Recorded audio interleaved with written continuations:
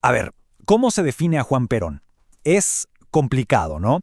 Una figura compleja que transformó un país, que generó amores y odios. Bueno, hoy no vamos a contar la biografía de la A a la Z, sino que vamos a intentar entenderlo de una manera diferente.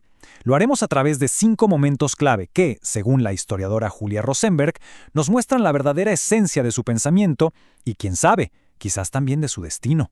Y es que, para entender a Perón de verdad, a veces hay que sacarse de la cabeza la imagen del líder en el balcón, ¿saben? Porque, piénsenlo, cuando él irrumpe en la historia grande de Argentina en 1945, no es ningún joven revolucionario, para nada. Es un hombre de 50 años que llevaba décadas siendo militar, sí, pero sobre todo siendo un pensador, un estudioso, un profesor. Así que eso es lo que haremos. Vamos a sumarnos a 5 momentos, 5, digamos, ventanas a su vida. A través de ellas vamos a ver cómo se fue armando su forma de pensar, cómo nació esa conexión increíble con la gente y, claro, cómo enfrentó las decisiones más trágicas de toda su carrera. Bueno, vamos con el primer momento. Y para esto nos vamos bien para atrás, mucho antes de que fuera presidente. Estamos en los años 30. Olvidémonos de la Casa Rosada. Acá Perón es un mayor del ejército. Y más importante, es profesor de historia en la Escuela Superior de Guerra. Y es aquí, en las aulas, donde empieza todo. Fíjense, ya en 1932, en unas notas de clase que después se publicaron, él ya dejaba ver por dónde iba la cosa. Cuando analizaba a San Martín, no veía solo al militar, no, veía su modelo, su ideal de lo que debe ser un líder. Y para él estaba claro, un líder es un conductor, pero también es un maestro.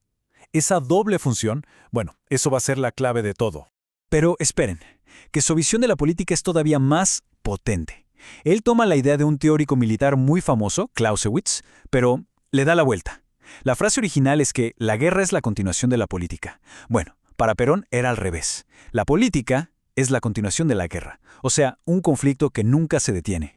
Y a partir de ahí se arma toda su filosofía. Él ve la historia de Argentina como una especie de guerra civil que nunca termina, que está siempre ahí, bajo la superficie.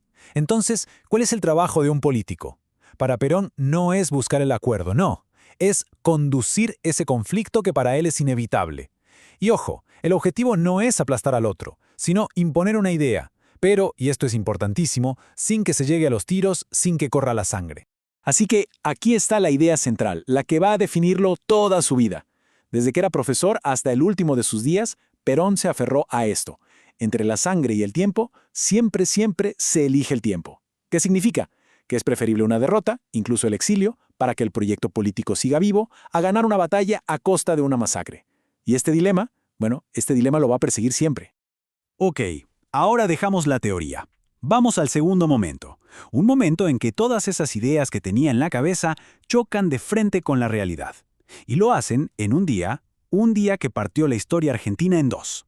Es el 17 de octubre de 1945. Después de horas y horas de tensión, una multitud inmensa en la plaza consigue que lo liberen. Imaginen la escena. Son las 11 de la noche, él sale al balcón de la Casa Rosada y ¿cuál es su primera palabra? No dice argentinos, no dice compatriotas, dice trabajadores. ¡Pum! En una sola palabra, acaba de nacer un protagonista nuevo en la política del país.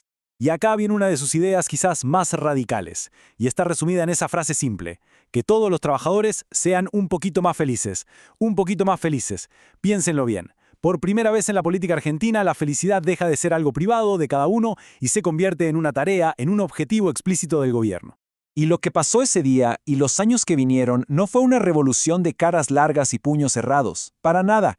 Como dijo un gran cineasta, Leonardo Fabio, fue una revolución de la alegría. Era una fiesta, la gente celebraba en la calle. Y eso es clave, el peronismo nace no solo prometiendo justicia, sino también alegría. Bueno, y ahora sí, llegamos al tercer momento. Probablemente el más dramático de todos. El momento en que esa idea de tiempo sobre sangre se puso a prueba, de la forma más brutal posible. Estamos en junio de 1955. La situación es terrible. Aviones de la Marina bombardean la Plaza de Mayo para intentar matarlo. Mueren más de 300 personas civiles. La gente, sus seguidores, los sindicatos, están listos para salir a la calle con lo que sea para defender al gobierno. Y ahí, Perón tiene la decisión de su vida en sus manos. O resiste, lo que casi seguro significaba una guerra civil, o se va, acepta la derrota para evitar una masacre. Y en un discurso a todo el país, se mantiene fiel a su idea. Le pide a la gente que no responda a la violencia, que se vayan a sus casas tranquilos. Una vez más, elige el tiempo sobre la sangre. Gracias a esa decisión, el peronismo como movimiento no desapareció. Sobrevivió 18 años prohibido, pero el precio a pagar fue altísimo. Y el precio personal fue tremendo. Esta frase que escribió en el exilio es desgarradora. Muestra a un Perón completamente quebrado, solo, dolido. Un hombre que sentía que lo había perdido absolutamente todo, hasta el lugar donde estaba enterrada su esposa. Es el lado humano que muchas veces no se ve, ¿no? Y con esto llegamos al cuarto momento, el regreso. Un evento que no fue solo, digamos, un triunfo político. Fue el cierre de una misión que le llevó 17 años de su vida. Una persona muy cercana a él, Juan Manuel Abal Medina, contó que lo que movía a Perón a volver, ya con más de 70 años, no era la ambición de poder, era otra cosa.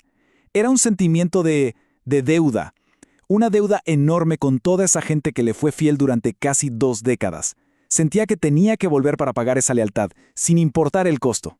Hay una foto de ese día, bajo la lluvia, que es increíble. Es necesario ver la cara de Perón. Es una sonrisa de oreja a oreja. Pura felicidad. Él mismo dijo que fue el día más feliz de su vida. Pero ahora hay que mirar a quien está a su lado, un joven Abal Medina. Su cara es la otra cara de la moneda. Serio, preocupado.